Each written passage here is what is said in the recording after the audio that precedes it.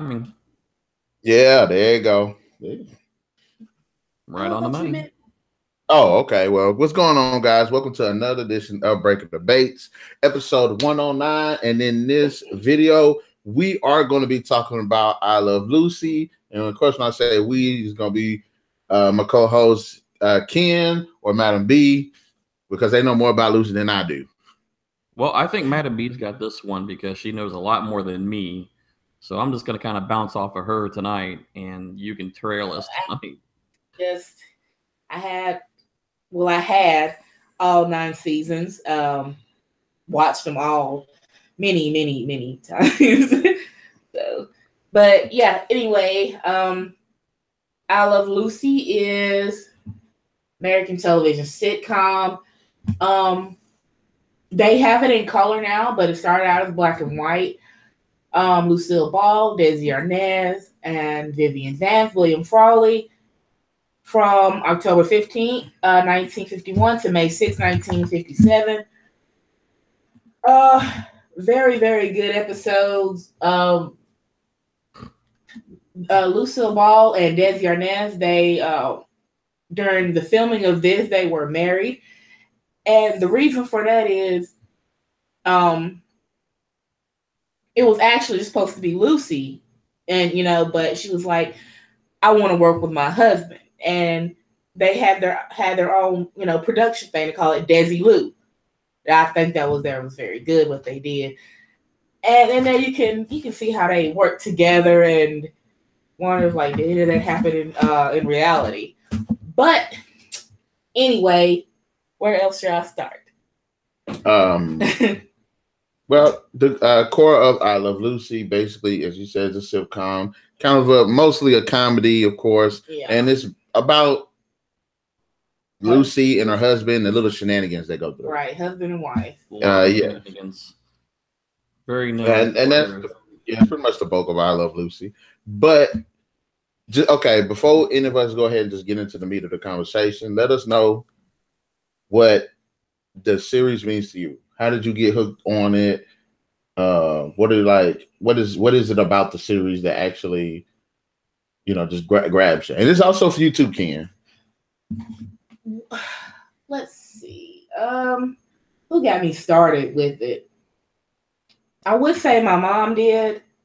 That's why, because she got me started on Golden Girls too. But I think my mom got me started on. She would watch it in the morning, before we left for school, and and I'm like, okay, watch a couple episodes, and then when I got older, I would watch it, of course, in the morning times before I went to work, and I was like so surprised when they had it on DVD. So what I did was, and this is like very sentimentally, what I did was every week or something out of my paycheck, it was $12.99 a DVD, for a season. I would get it one every week until I had them all, and I sat there a whole weekend and I watched it. I laughed. Um, I sort of cried a little bit because there are some moments in I Love Lucy where you just really feel it, and but mostly it was for a laugh. I'm talking about a laugh. Lucille Ball and Desi Arnaz and her um, co-hosts or companions, they're all very funny to me. What about you, Ken? What about this show? What got you hooked on to the show? I haven't really dug too much into I Love Lucy. I kind of like the style and the series of I Lucy because I used to watch like the Dick Van Dyke Show, Mhm. Andy Griffith, I Love Lucy. They're all coming around in about the same time frame, but it's watching the actors go through. Again, most of these were recorded live. Mhm. Most of the show, actually, I think in fact all of them were recorded in front of a live audience. So you had people who had to be impeccable in their skill. I mean, these people, when they did it, they were ready to go, rehearsed, and ready to run, and they couldn't mess up. And if they messed up, they had to cover it up. And of course, Desi Arnaz was a musician anyway. Mhm. He was from Cuba, if I remember right, in the beginning. I think he was from Cuba, or they said his character was from Cuba. I was trying to remember which one he was. Yeah, I think he is Cuban. Yeah, I think he was Cuban because of his style of music, but it was in her real life, her real husband, which was another interesting thing because most of the series they didn't have that going on. They had great physical comedy. I mean, if you watch a lot of the episodes, Lucille Ball was a very talented actress. She was different in the fact that first a really major woman comedian in a TV show. Her respect of her peers, her style, her stuff was good, and it was awesome. Their neighbors were old vaudeville, which was old, basically dancing, big band dancing, old entertainment stuff. So a lot of the stuff that you see in that series, we're talking 1950s, was, I like old classic stuff. I like to see, kind of what, I mean, granted, yes, it was a comedy, but it was filmed in 1950. So everything was based in 1950.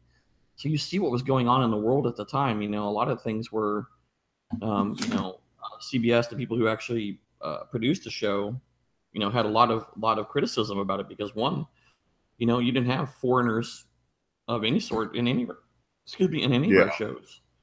So it was I don't know if it was completely 100% groundbreaking, but it was definitely in there where, an entertainment not on the public screen, but if you were to go like to a jazz club or to a vaudeville entertainment, place or a club of some sort, you would see those different types of folks, but no one really saw them. I mean, TV was still in its infancy at that point. So it's always neat to watch these people. And if you really watch a lot of the behind the scenes, especially I think on your DVD sets there, Madam B, I think they may have some, a lot of the I don't want to say behind the scenes, but the kind of like commentaries about what was going on at the time. It was really neat. I mean, it's fascinating to find out, how they worked and how they changed TV. I mean, it's a comedy, but there was, a lot of things that were addressed in those series, especially multicultural relationships was unheard of. Mm-hmm. So, I mean, you have something that's very groundbreaking, and it's just, great comedy. It's not overkill like Will Ferrell or Seth Rogen or something. I mean, it's actually pretty funny stuff, and it's normal everyday stuff that they highlight, but it's even more funnier, especially Lucille when she works different jobs, when she cries, "Oh, Ricky," it was fun. And it's always been crazy. I was trying to find the top 10. I know the candy one is probably one of the most known episodes. That was a good one. I think it's Job Switching, where she and Ethel, her best friend, basically work at a candy factory, and they just keep pumping the line up. This is industrialization, women in the workforce before they were mostly staying at home. Right at the end of World War II, where women had been in the workforce, making everything happen for our soldiers and sailors at sea and stuff. So women were filling in the gap that men were leaving. Yeah. So you see a lot of this in there. You see this in there. And, there's a lot of stuff that, I mean, even me, I mean, granted, as old and ancient as I am, you see stuff in the series that, you'll probably never, ever see in your lifetime. So it's very trippy on how things happen in the series. And you see, to me, it's a glimpse in the past. I think that's what really summing everything up. It was a glimpse into the past of what was going on. See life in the 1950s, and then you can compare what you saw there to what you see now, and how literally black and white it is between then and now of difference. That was a lot. That deserves a hand clap. A round of applause, please. A round of applause. But yeah, I mean, and that's why I like classic TV. I mean, whether it's Lucille Ball for comedy or even situational, or Dick Van Dyke, Andy Griffith. I mean, a lot of these shows, most of the kids now wouldn't even watch it. They wouldn't even give it the time of day.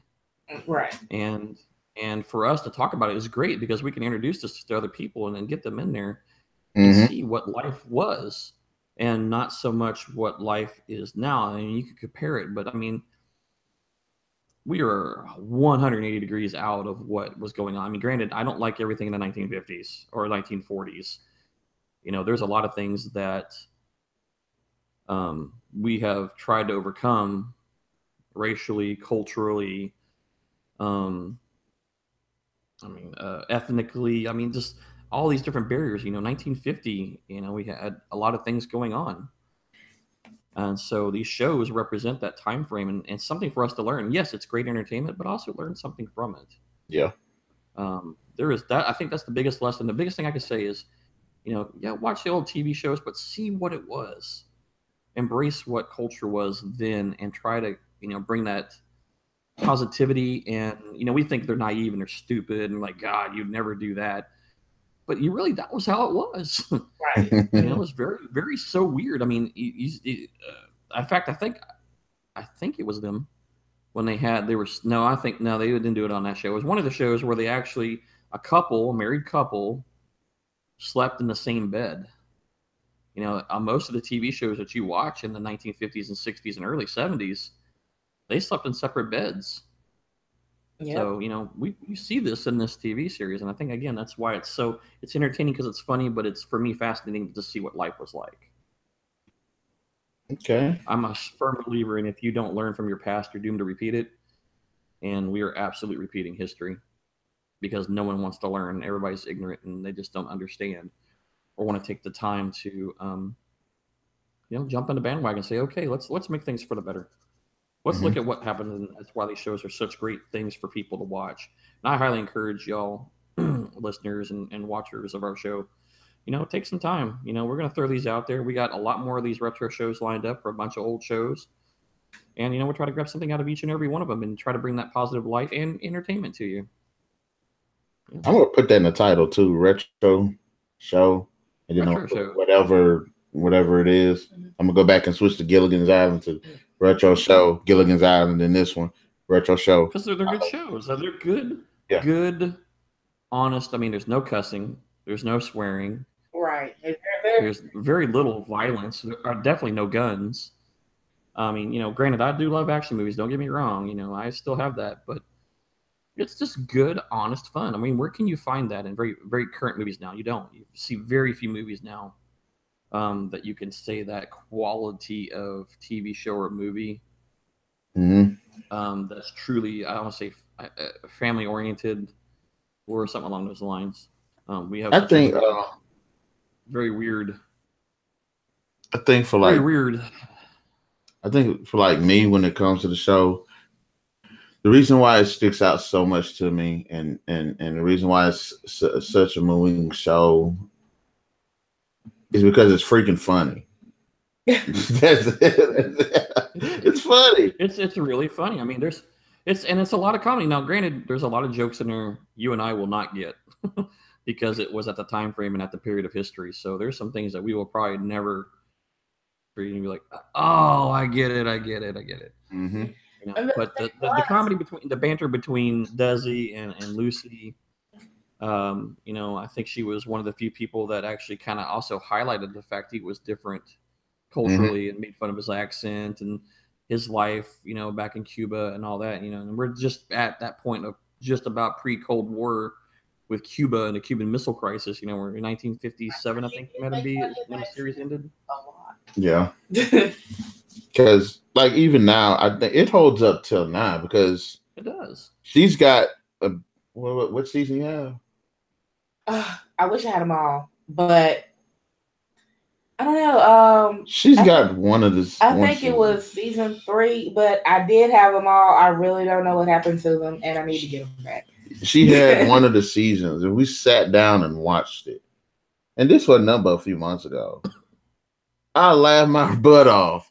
And you know how, like, what I was saying about the Gilligan's Island, how I was like, okay, that's just ridiculous, and I couldn't get into it. It's kind of a sticky series. But the thing about I Love Lucy was I didn't feel that way. I was sitting here. It's a different style. It's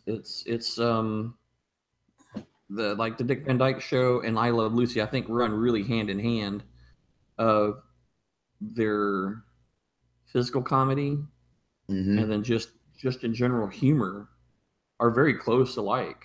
Yeah. And like I say, trying to compare that, say, like Gilligan's Islands, The Munsters, Addams Family, and some of the other shows that were more late 60s, early 70s, there was a definite shift in the style of comedy and what was going on in those shows. So that's probably why you like it a lot more, is the other ones are more slappy, sticky, funny, and it doesn't quite make sense, where theirs is a little bit more humorous. It's about people. It's about words. You know what I'm saying? And they didn't have the extra stuff. They didn't have the coconut bones and the bamboo cars and to make the comedy. It was them. Yes, and that's what really made them. I think that's what makes those shows truly stick out as true classic shows.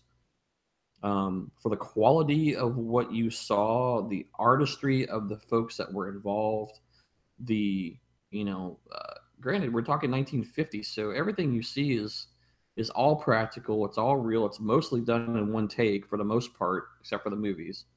Which I haven't seen the movie. That respect alone, I mean, there's very, very, very few actors alive right now that could pull off what they were pulling off with the quality, the style, the essence of their acting then to now. A handful, and most of those are older actors anyway. I mean, there's a few new ones, but go ahead. Yeah. What I was gonna say was thing was, despite what people were saying about them, like on the outside, how they fight and stuff. When they got on the scene, Lucy and Desi, when they got on scene, when they got on camera, they just made it click. You find very few husband and wife duos that'll actually just, make it click. And they were like, it wasn't fake. They were like in love. I like that. There's one episode when Lucy found out, well, they can't say pregnant on there. They say expecting or enceinte, enceinte, which means expecting or pregnant. I thought that meant 7. Oh my gosh. Anyway, in that episode, when she found out, she didn't want to tell Ricky, like the old fashioned way. I'm pregnant. No, she wanted to tell him like in a good way. She tried everything possible to tell him like the regular way. Then she was like, you know what? I'm gonna go to his job and just sit there while he does his show. And he read a note and he thought it was from one of his fans. And she just slowly moved up there. The light came down on her. And it was just so moving. And then he got her up there and he was like, what did he say? He was like, I'm gonna be a fighter. It was like so funny. And he wrote her a song. He wrote her many songs just for her. Mm-hmm. And it was just, she was crying at the end. I'm like, there were no way that she could have faked them tears because it was just so moving that they can actually work together like that and, really be in love despite what people say. I don't care what people say. When they got on set or on scene, it was just there. I gotta admit this too, and I said it to her, that Lucille Ball is a very beautiful woman. She is. And I was like, it takes talent to look beautiful like that, but pull off the comedy the way she did. Yeah, that was the thing nobody expected. Mm-hmm. You had a redheaded, fair-skinned actress who looked good, and then does some of the craziest stuff that you can't even fathom on that show. And some of it was very it was impromptu. It wasn't even really thought out. They just said, go with it. Mm-hmm. I know there was something I had read earlier about, I'm trying to remember the wine episode where they got in a fight. Trying to go back and find it real quick. There was a wine episode where she's stepping on the grapes, and they were talking about they had somebody there was trying to interpret how it was supposed to kind of work and go. Oh yeah, okay, I remember that one. And it didn't translate quite well, and it actually kind of, I mean, it was funny, but they all got really hurt. But they didn't let anybody know. But I mean, they were all mangled up. And I was trying to find it. Where did it go? But while you looking for that, I'm gonna ask y'all this question: do y'all think? And I'm always asking stuff like this. What about a reboot? Yeah. You think they can bring it back? I mean, well, because they have some talented writers out there, and I've seen some shows where the dialogue clicks,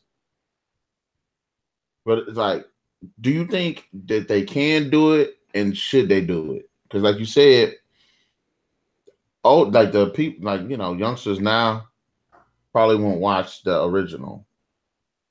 Actually, my niece watched it. We got her watching it, but anyway. Wow. Okay. And I don't know if y'all know, but there's supposed to be a biopic if it hasn't already came out yet. And guess who they got possibly playing Lucy? Who? Cate Blanchett. Yeah, I think I remember seeing that. Hela from Thor Ragnarok. She could do it. She favors her style and face and all fits it. And if they did her upright, she would fit very well. She kind of got the cheeks.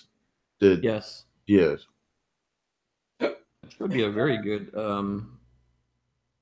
fit for that. Without and I kind of want to see Cate Blanchett play like a comedic role too. Well, I know I got to keep an open mind because she could play everything else. I mean, if they can do it, you know how I say with the oldies, but I know I got to keep an open mind about that. But what were some of your, when they did start doing the guest stars, and they did them a lot in episodes in the seasons 7 through 9. They did them a lot because they were 1 hour, but they did put a little splatter of guest stars in the other seasons. Do you have any favorites? I can't really think of off the top of the hand. I'm gonna have to go look up some of the people that were in there. Didn't you tell me Dick Van Dyke made a appearance? I'm sure Dick Van Dyke probably made a. He was kind of bouncing all over the place. I didn't see it, but it was Bob Hope, if that's who you're referring to. Bob Hope. He was Bob Hope. Who's Bob Hope? Awesome. Bob Hope is what? I don't know. I don't know who Bob Hope is. He's wow. I mean, if I see him, probably.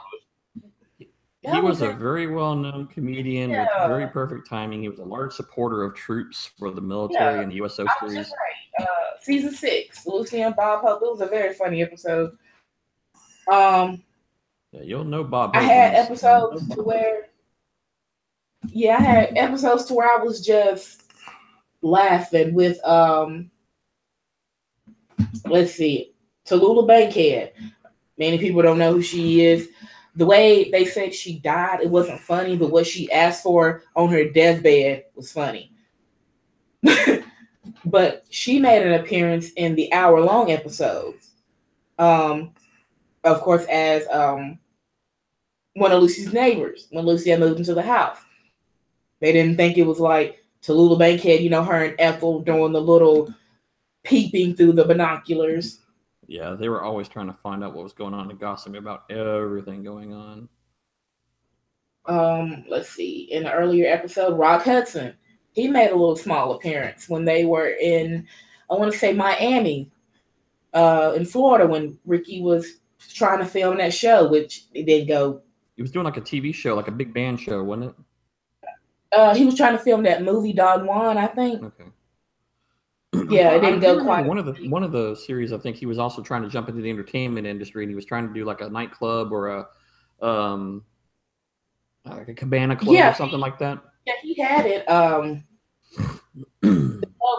He later changed it to Club Babalu. But it was another club. He started off with another club. I found some. Yeah, I don't know. Series. Barbara. I'm not looking. I'm like looking up him. I don't know Bob Hope. I've heard the name before, but and let's see, the episode I really liked, it was Little Ricky, and it was a good episode. And Maurice Chevalier, they did a show on there, and they danced. And Little Ricky, was like so good because he was so cute to be that age, and he got the moves down. He was singing. I later looked up Little Ricky. Him and his wife owns a ballet studio in, let me get this right. It's in Mississippi. Can you believe that? What? Yes, a ballet studio. I want to say Jackson. It's called I forgot what the name of the studio was, but I was surprised. I was like, what? The Babalu Boogie? No. And he's like, every time somebody, come in there, they could, Little Ricky. So he just, let him call him Little Ricky.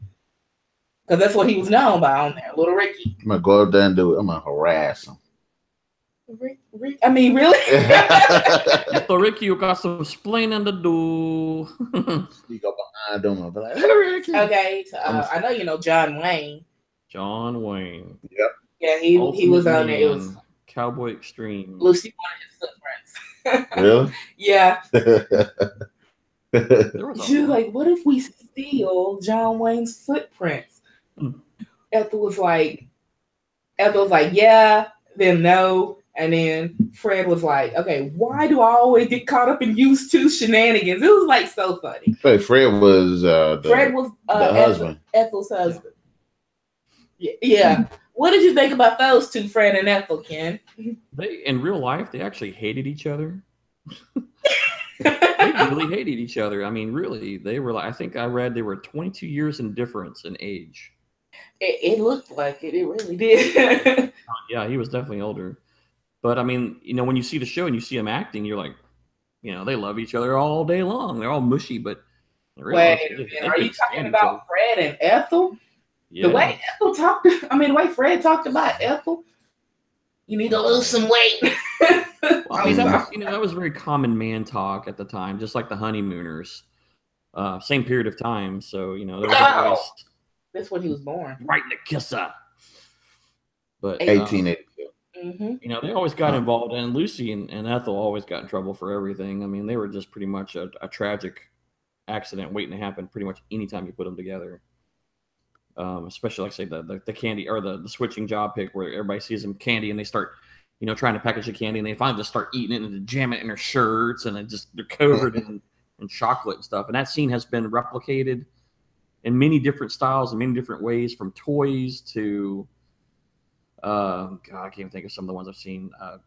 Toys is the one that comes to mind real quick because, like in Family Guy, you see that scene. In American Dad, you see that scene. A lot of stuff, McFarlane stuff. Simpsons episodes. I think there was an episode with Arnold Schwarzenegger and Sinbad in a movie. They were fighting over like toys and stuff. So I mean, you talking about Jingle All the Way? I think it is Jingle All the Way, but they have that same scene, that same problem.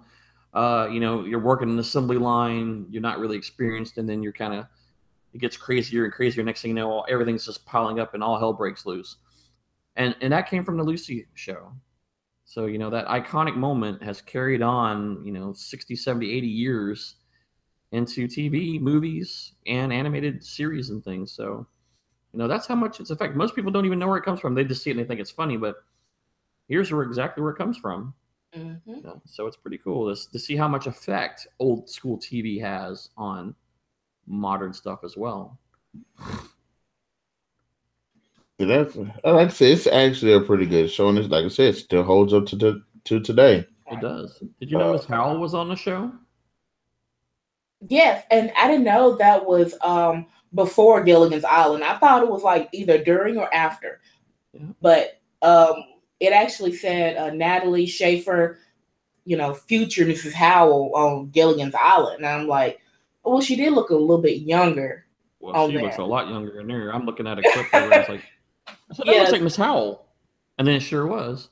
And then Aaron Spelling, the guy who's, done all kind of TV shows that you've watched over the last 30, 40 years. He was on there as a kid in the Lucy show. I was like, whoa, Aaron Spelling. Anybody ever watch I Dream of Jeannie? Yes, yeah. She made a small. Eden was on there. Who else is in there? There's a lot of people. Desi Arnaz Jr. was on there.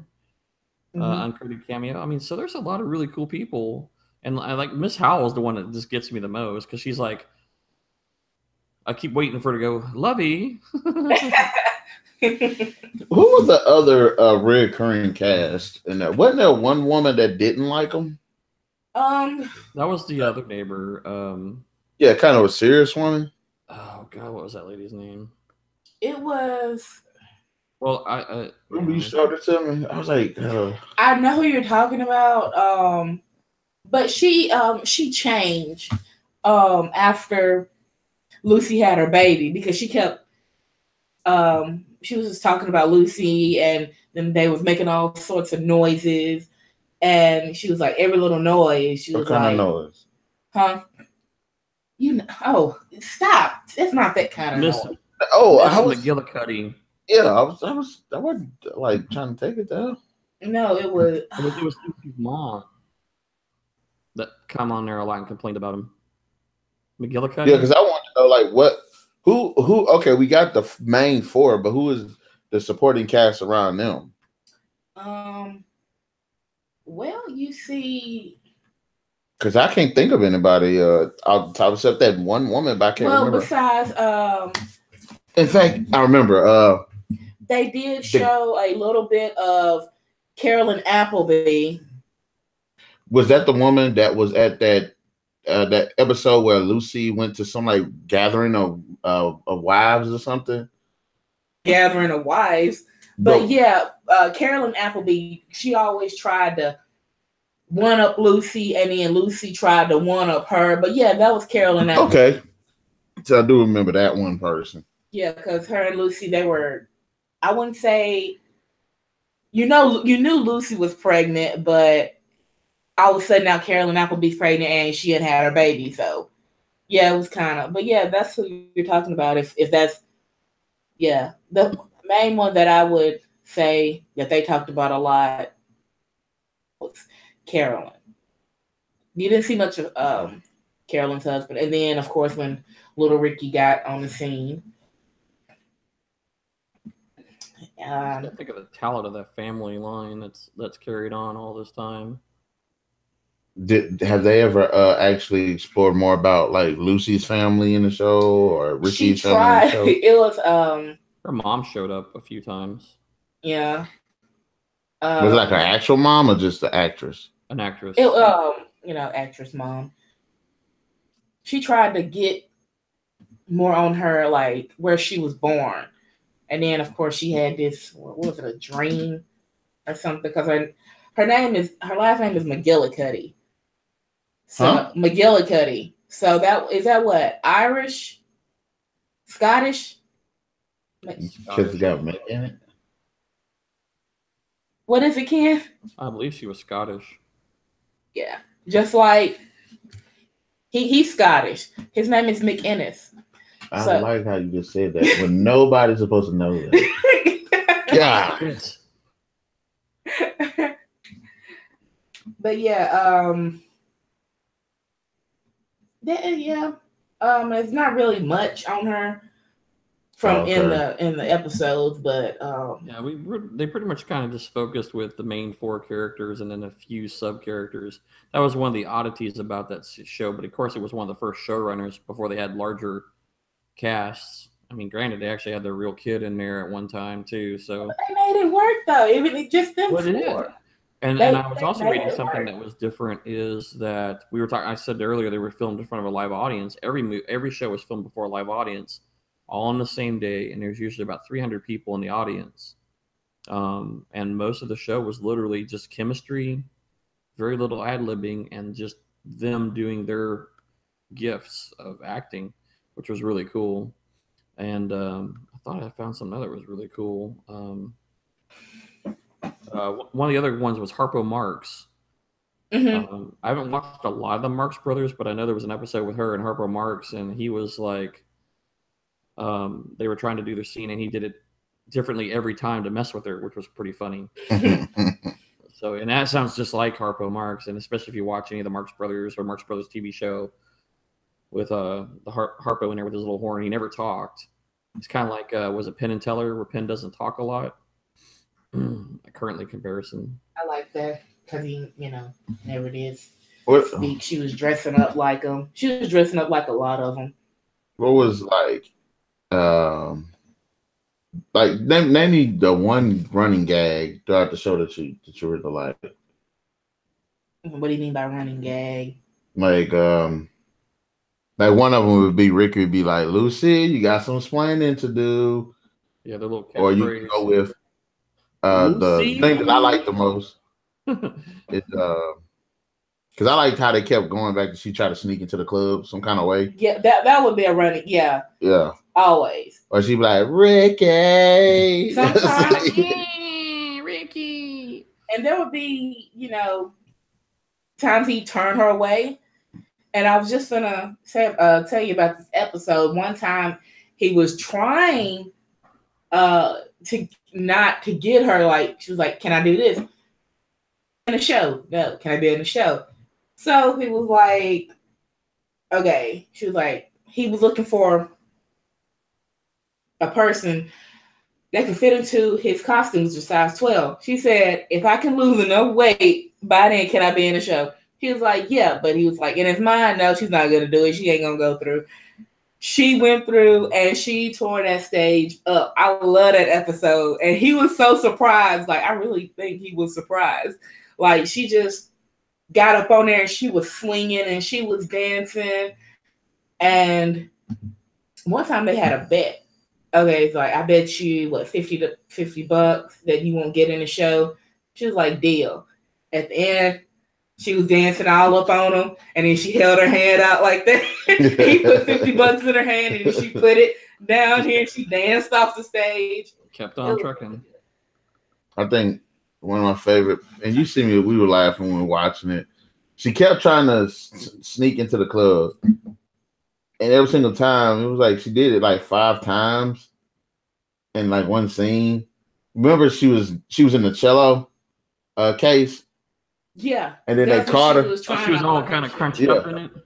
And she like, you see the cello walking, and then she realized she got caught.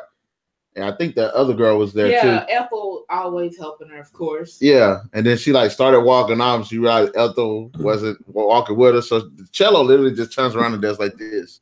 Then there that was like an ongoing gag they used to do with the barrels. You would see like a bunch of barrels, and they behind the barrels, you see the barrel pick up, and you see a bunch of feet under it, and it would walk and stop. Yeah. Or bushes, same thing. They would see these bushes moving like all the time.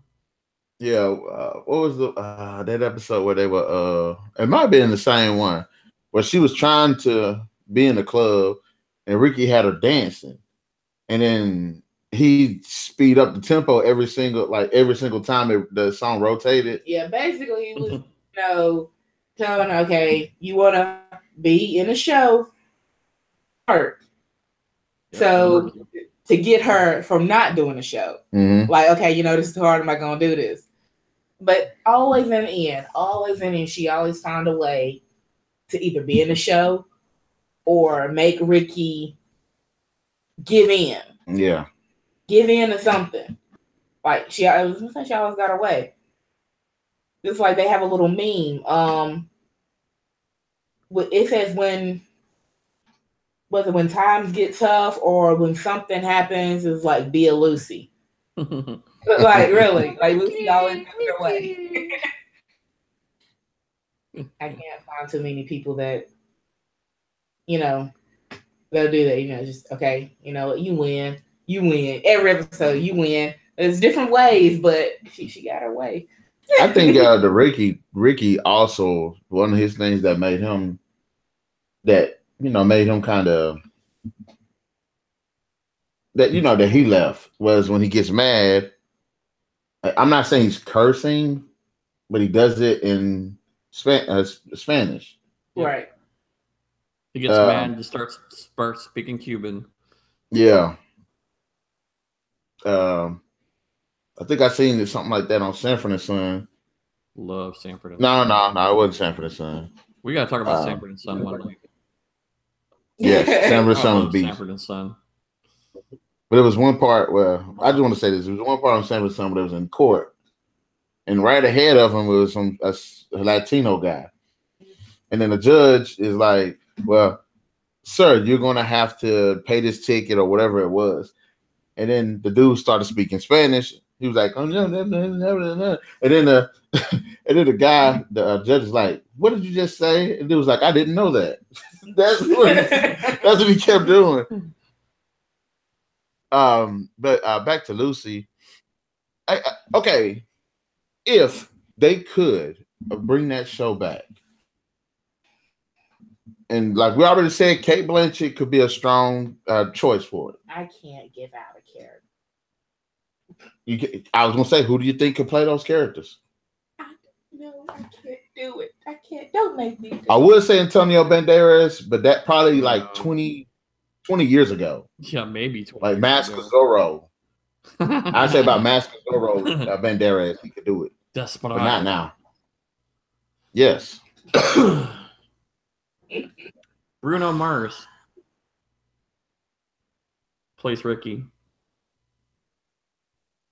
They'd have to be super young then. I think Bruno Mars he's like could play Ricky. He's like 25. Well, okay, Ricky and Lucy, I know they were in their 30s, even though Lucy kept trying to downplay her age. She was 40. Even when I read she was 41 or 42 when that series started. Yeah, so she kept trying to downplay her age. They got it to where they on there one time she said she was 30 here. Oh, you're looking it up. They were gonna recast it. The internet. Mars is young, but if they did reboot it, it probably would be when they were younger. Bruno Mars. I mean, I'm not saying it like that, but what? I thought it was part Caribbean or something like that. The Cuban? I don't know. Bruno Mars's background. Back to what you were saying about the. I could go with Amy Adams too. Back to what you were saying. She could play a Lucy. Yeah. He's 32. So yeah, he just put on a lot of. He put on a lot of makeup. I'm just telling you the truth right now. Oh, okay. But a lot of them did put on a lot of makeup back then. He's from Honolulu, Hawaii. You're talking black and white film, so any creases or whatever would stick out like a sore thumb. So they tried to get their complexion as smooth as possible. And since it was black and white, I mean, they had to kind of work around a little bit. But yeah, he had to put on something for that hair, though. Issa Fisher, I could kind of see it too, because she's good with comedy. Do you have a? Don't cast Amy Schumer. Yeah. No. Do you have any memorable episodes, Ken? Eric? The one that always sticks in my head is the one that everybody's always seen. Is basically the one where she's at the factory. Antonio Banderas. I mean, that's the one that sticks most in my head. I did like one of the. I think that we already talked about that one where they were doing the dance and he kept speeding up the tempo and everything, and she had to try to keep up, and it's going all kind of crazy. It was the little stuff like that. I can't remember the name of the episode per se, but I've probably caught more parts of episodes than I've actually seen complete episodes.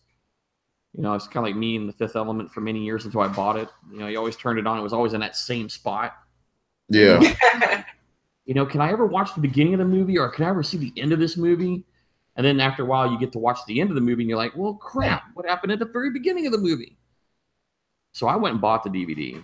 I bought the Blu-ray so I could finally watch that movie all the way through, which is pretty terrible, but I mean, I just enjoy it. Even if I'm flipping through the channels, like the other night, I ran across the Dick Van Dyke Show on one of the old, I don't even know, retro channels or whatever it was. Mm-hmm. And I was just like, just watching it. And it wasn't, it wasn't a comedy episode. I mean, it was really crazy. It was just the style and the carrying of the way the show was going. I'm like, you just sit down and watch it. And it's just enjoyable just as it was. We didn't have to do anything extreme or crazy. It was just how they got along in the episode. And Jerry Van Dyke is his brother, and he was in the show. And I always remember him from Coach.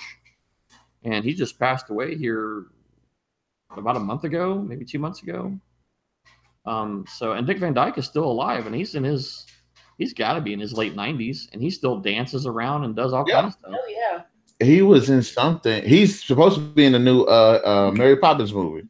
Mm-hmm. Yes, he's supposed to do a reoccurrence of his character in there. Hey, I got two male.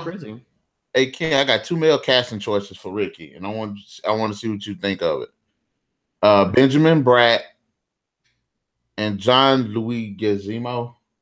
I always mess his name up. Oh, okay. I already know who you're talking about. Yeah, it's him. Benjamin Bratt. Let's see what Benjamin Bratt looks like.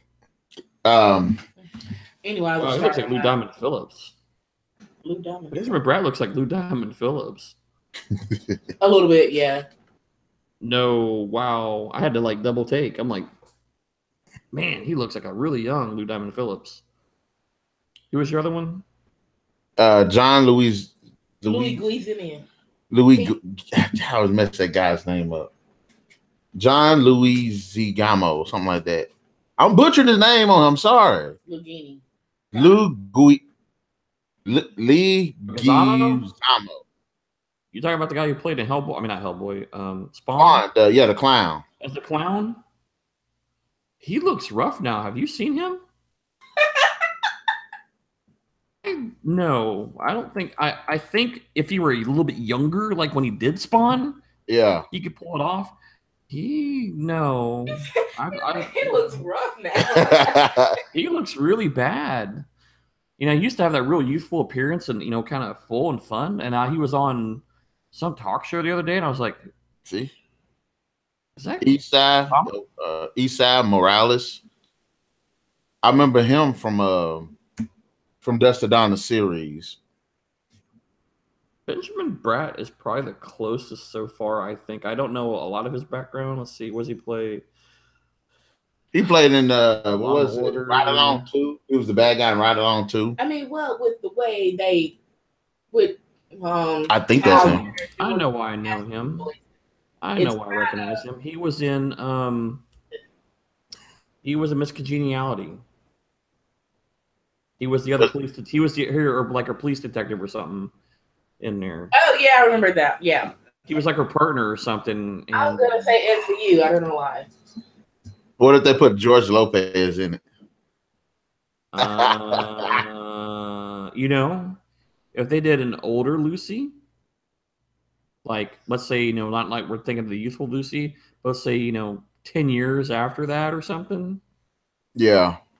George Lopez could probably pull it off, but here's the catch. He's not that musically inclined. And I would expect to see, you know, some moves, some talent, and some kind of, you know, working that out. So I think he might be able to pull the comedy portion of it off, but I don't think he'll be able to carry the presence of Desi Arnaz into that series. I kind of want to say Javier Bardem, but I can't see him really in the comedy. I mean, he's a fantastic actor. Yeah, some people, it's really funny when you see him in different, you know, different roles. Like I was watching Cinderella the other day that had Cate Blanchett in it. And then I was like, man, then she played Helena. And then, you know, all the other little different movies I've seen her in, I'm like, man, that's just so weird that she was also in Lord of the Rings. So it's all these different characters and different styles, and it doesn't seem to me like the same person. But yet there's that familiarity in that character or face or something along those lines. And you're like, wow, that's... But she can never be in a comedy. She can never do anything funny. Because you wouldn't, you know, just had a character for him. What about Pedro Pascal? Because he seems like he's still young enough to play a Ricky. Pedro Pascal. Did you ever see that movie, The Great Wall? I've seen parts of it, but never the whole thing. That was his partner, wasn't it? The other guy was in the movie. Because he played on Game of Thrones, and yeah, that's why I saw Game of Thrones. I'm like, which one? He got his head crushed. Oh, he's the Serpent King. I know who he is. Okay. He plays in Narcos too, I think. I know who he is. But you have to do. But look at him. He's still relative because he was in Game of Thrones. He was in his own little fight sequence. He did pretty good. He was a pretty badass. He died from the mountain. Yes. Well, he killed the mountain. The mountain ended up killing him. Yeah. Yeah, he could probably pull it off. Okay, what about? I mean, if he the voice, can't have the facial hair and stylish hair, but yeah, he could probably pull it off. Well, they're gonna lip sync it. Oh my god! No, I mean you. No, I mean, a lot of these actors now have to do it. I mean, look at when they did Chicago and Once Upon a Time. Lady. You had to. Well, we didn't think they could sing, and they actually turned out they can sing, just like, you know, Hugh Jackman does Broadway shows. It's like, what? Huh? Really? Oh, I do still want to see The Great Show or whatever that movie is he got this year. The Showman. The Showman. Why I keep messing that up? Okay. Yeah, I want to go see that one too. It's probably past my time frame on the movie scene, but I'll definitely watch it. Got 5 more minutes. Well, I'm 5 sorry. minutes illegal use. Conversation. But in closing, what would you say about our retro review of I Love Lucy? And you're really gonna ask me that? Yes. It's your show. You chose I Love Lucy. I did. It's a very good show. It's a good show. It's good entertainment. It's good I entertainment. can watch it over and over again. Like literally over and over again. Especially in that time frame, you learn what we have now is like you said, Ken, and then what they had back then. Yeah, it's a whole different world. And it's like the phones. Oh yeah. Oh, she was hell with that phone. You know, she'd get on it, and she would just talk for hours and hours. And it's like they shared a line. Yep, it's called a party line. Yeah. So you just get on it. Some people try it. You can't get okay. I'm on here. Click. It's like, yeah. Yeah, it used to be that. Like you had a number. You had like a letter and then a series of numbers. And then like where she lived in an apartment, they had these party lines because most people couldn't afford phones anyway. So they would pay like a little bit to have this line, and they would kind of work amongst themselves.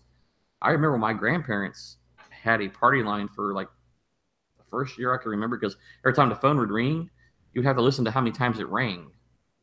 It would be like 1, 2, or 3. And that's how you know who was supposed to get the call the first time. Otherwise, if you picked up the phone, you had to go, "Oh, I'm sorry, you're on there, click." And you have to wait your turn. So. And their phone number, their phone numbers were different. How many numbers did they have? What, 5?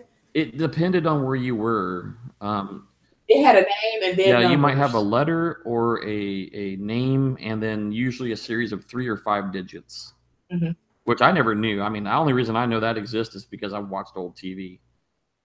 Now I have a guy who works with me who remembers when he lived in New York, when he had a letter and 3 digits. So I'm like, holy crap. And what I saw was, and I had to tell my sister, little hints of when they had little Ricky, his bedroom. I don't know if anybody saw it. And I was looking through to see if they mentioned it, but nobody mentioned it. His wallpaper, cartoon Lucy and Ricky, it had the cartoon wallpaper on his wall. Oh, okay. Yeah, that's in the opening sequence. Yeah. And his bed, his blanket, that's what he was wrapped up in. You know. So I'm like, okay, didn't anybody catch that? And I was like, okay, that was good. So I just had little tidbits here and there that you saw, and they did say that some of their stuff was ad-libbed. Lucy did ad-libs and stuff. Ricky did a scene to where he was speaking English to Lucy and Spanish to his friends, and he kind of got mixed up and he started laughing. They said that was not in there. He said he couldn't control his laughter, so he just let it out. So that's the kind of thing that oh my God.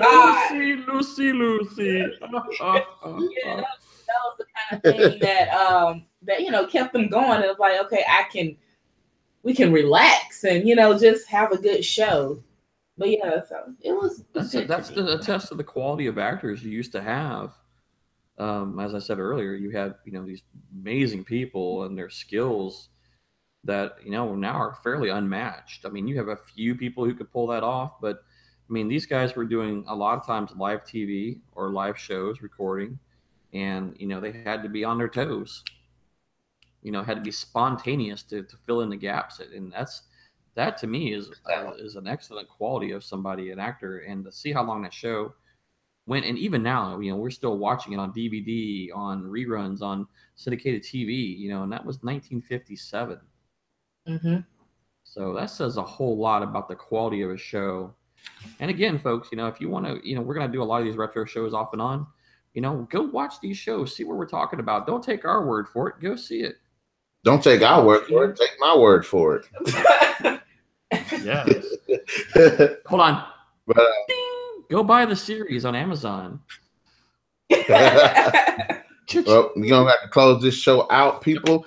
Glad I have a co-host here again, Madam B and Ken. Greatly appreciate y'all coming on to the show.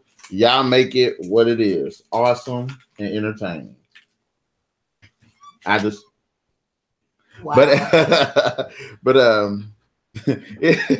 But anyways, guys, in the comment section below, let us know, what do you think about I Love Lucy? Did you like it? Did you not like it? Did you agree with our points? And we hope that you laughed and learned with us.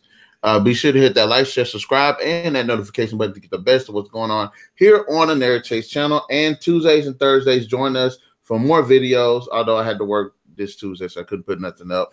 But that's besides the point. Catch you guys later on the next Break of the Baits. Goodbye, folks.